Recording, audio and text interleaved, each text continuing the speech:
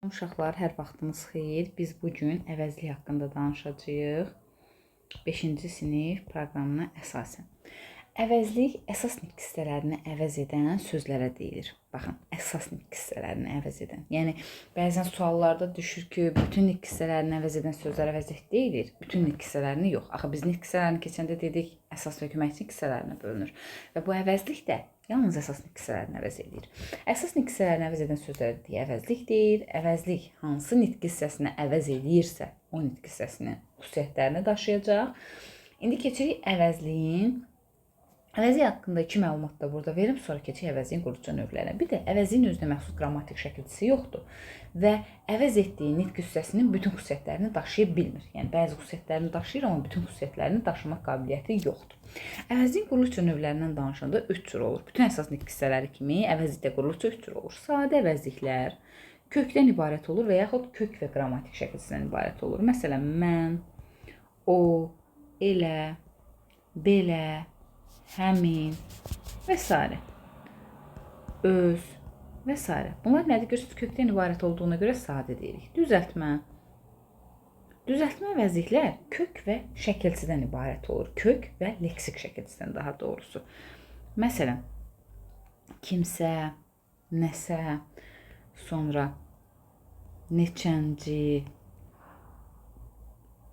kim sözün kökü sə leksik şəkilçi, nə sözün kökü sə leksik şəkilçi, neçənci. Uşaqlar, deyirsiniz ki, ay müəllim, neçənci bəs sayın sualı deyil. Uşaqlar, bütün əsas nitq hissələrinin sualları sual əvəzlikləridir. Yəni, sual əvəzliklərini ya keçmisiniz, ya da gələcəkdə keçəcəksiniz. Amma burada qeyd edeyim ki, sual əvəzlikləri nədir? Bütün əsas nitq hissələrinin sualları sual əvəzlikləridir. Məsələn, isimin sualları nədir? Kim, nə, hara? Bu kim, nə, hara nədir? Sual əvəzliyidir. Sayın sualı, neçənci sayın sualıdır da? Sayın sualıdır deyə, bu da sual əvəzliyidir. Və burada neçə sözün kökü, inci leksik şəkilçi. Sonra haralı, hara sözün kökü, leksik şəkilçi. Bir də var mürəkkəb.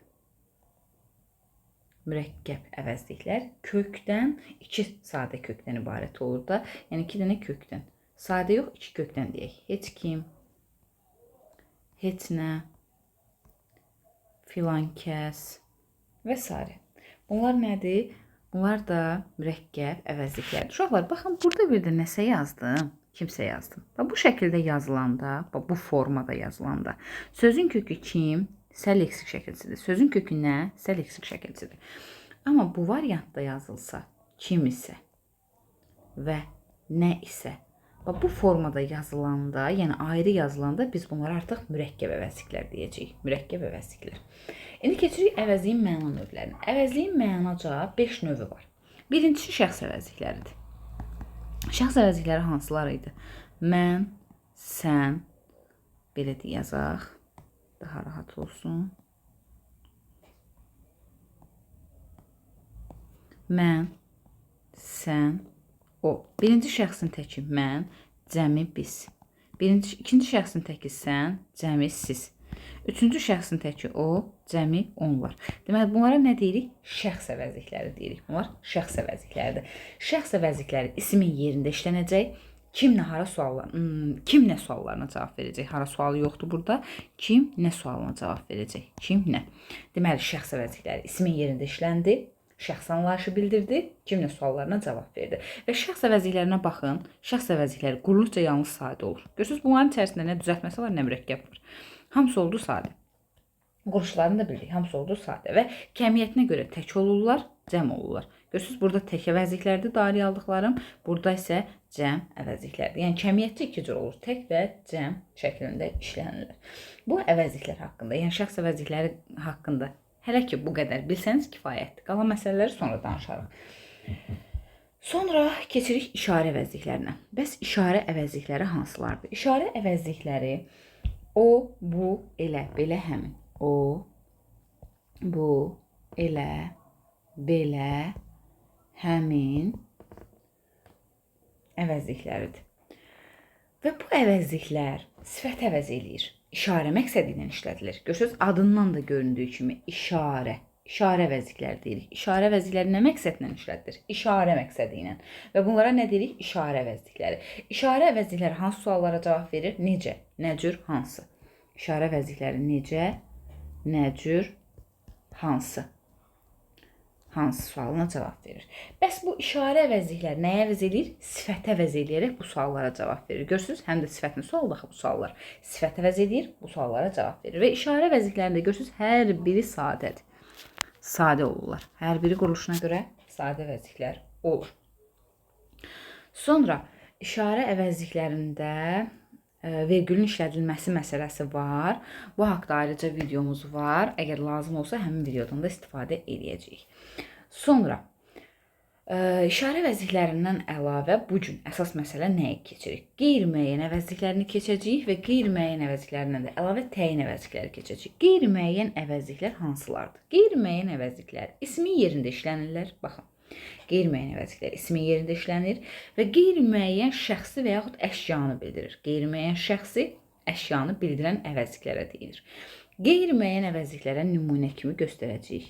Kimsə, hər kəs, heç kim, heç nə, nəsə, nə isə, yenə kim isə, sonra hamı, hamı əvəzliyini, hər kəsi yazmışıq burada, hər əvəzliyini, bir əvəzliyini, uşaqlar biri həmçinin say kimi işlənir ha. Bax, burada məsəl üçün desəm ki, kitablardan biri mənimdir. Görürsünüz, biri, ikisi mənimdir, biri mənimdir. Orada bir sözün köküdür, qrammatik şəkilcidir. Amma bir də var, biri məni çağırır. Deyirəm ki, biri məni çağırır. Kim məni çağırır? Biri. Burada artıq say mənasında yox, kimsə. Yəni, bilmədiyim bir adam məni çağırır. Qeyri-müəyyən əvəzlik kimi işlənir. Filan kəs. Bunlara nə deyirik? Bunlara da qeyri-müəyyən əvəzliklər deyirik. Və qeyri-müəyyən əvəzliklər kimlə suallarına cavab verəcək? Hansı suallara? Kimlə? Məsəl üçün, biri məni çağırır. Kim məni çağırır? Görürsünüz, kim sualına cavab verir. Hamı məni bəyənir. Kim məni bəyənir? Hamı. Kimsə bir söz demədi. Kim? Kimsə. Kimlə suallarının birinə cavab verir. Və bəzən görürsünüz, bunların tərkibində heç söz olur və heç sözünə başqa bir əvəzliklər birlə qoşularaq qeyri-müəyyən digər əvəzliklərini yaradır. Məsələn, burada heç sözünə kim qoşuldu, heç kimi yaratdı. Heç sözünə nə qoşuldu, heç nəyini yaratdı. Yəni, heç sözü inkar mənasını ifadə edən əvəzliklər də qeyri-müəyyən əvəzlik sayılır. Tərkibində heç sözü olur və bunlar inkar mənasını ifadə edir. Yəni, heç kim. Heç kəs gəlməyib, heç nə, yəni heç bir şey. Görürsünüz, tərkibində heç sözü işlənib və inkar məzmunu bildirir. Bunlara da nə deyirik? Qeyri-müəyyən əvəzliklər deyirik. Qeyri-müəyyən əvəzliklər əksəriyyəti isim kimi hallanır. Mənsubiyyət şəkilçisi qəbul edəndən sonra hallana bilir. Sonra nə deyə bilərik? Əslində, qeyri-müəyyən əvəzliklər haqqında deyiləcək çox söz var. Amma hələ ki, burada bunları bilsəniz kifayətdir. Yəni, bu məsələləri bilin, qalan məsələlər haqqında sonra danışarıq. Sonra gəlir təyin əvəzliklər. Təyin əvəzliklər.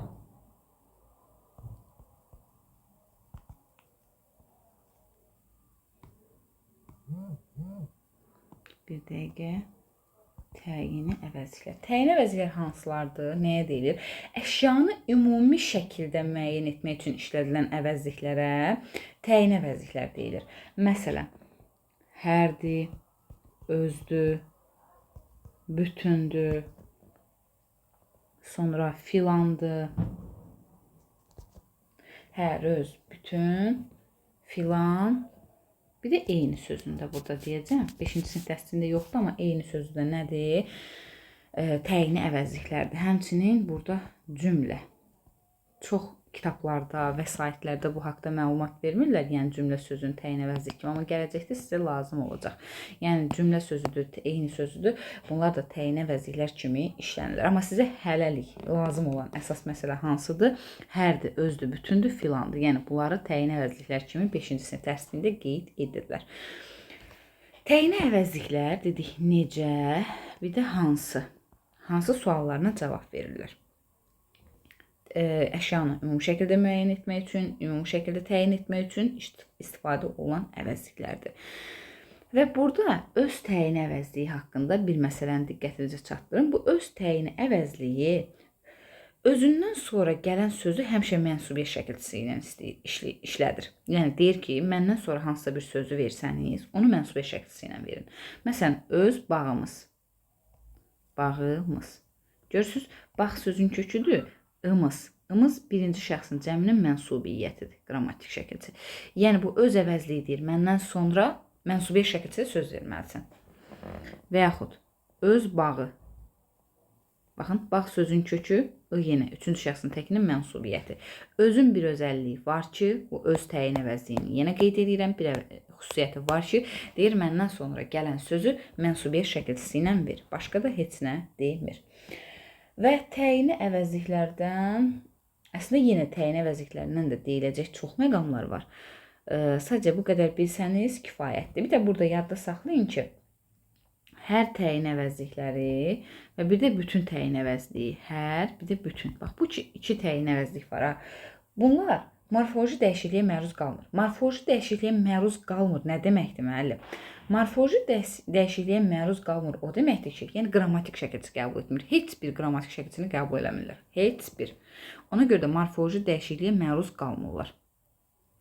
Bu sözlər, hər və bütün təyin əvəzlikləri, görürsüz, heç bir qrammatik şəkilçi deyirəm, uşaqlar, heç bir qrammatik şəkilçi qəbul etmir. Məsələn, hər sözünə, hərə, leksik şəkilçisini qoşsam, hərə qeyri-müəyyən əvəzliyi yaranacaq. Görürsünüz, leksik şəkilçi qoşuldu. Amma hər və bütünə dedim ki, heç bir qrammatik şəkilçini qəbul etmirlər. Qrammatik. Ona görə də morfoloji dəyişikliyə məruz qalmırlar. Və siz cümlə üzvlərini keçəcəksiniz. Gələcəkdə sizə çox lazım olacaq. Bu öz sözündən sonra dediyi həmişə nə tələb edir? Deyir, mənə mənsubiyyət şəkilçi söz gətir. Özüdən sonra mənsubiyyət şəkilçi söz. Və bunları cümlə üzvləri keçəndə parçalamayacaqsınız. Yəni özlə bağımızı bir cümlə üzvü kimi götürəcəksiniz. Məsələn, bir nümunə üzərində göstərim. Əslində sizə lazım deyil hələ ki.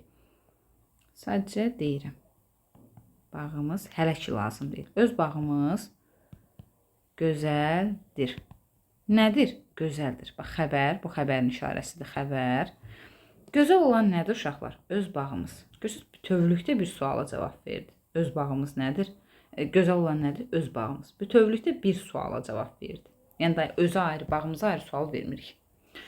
Təyin əvəzliklər haqqında da bu qədər bilsəniz kifayətdir. Bir də əvəzliyin digər mənalı sual əvəzliyidir. Sual əvəzliyi haqqında bunu desəm kifayət edəcək ki, sual əvəzlikləri nədir? Sual məqsədinə işlədilər və bütün əsas hissələrinin suallarına sual əvəzliyi deyəcəyik. İsmin nə sualı var, hansı suallar varsa o sual əvəzliyidir. Sifətin hansı sualları var, zərfin, feilin, bütün sualları olacaq nə? Sual əvəzliyi. Məsələn, nə etdi, nə edəcək? Görürsünüz, feilin sualıdır. Buna nə deyəcəyik? Sual əvəzliyi deyəcəyik.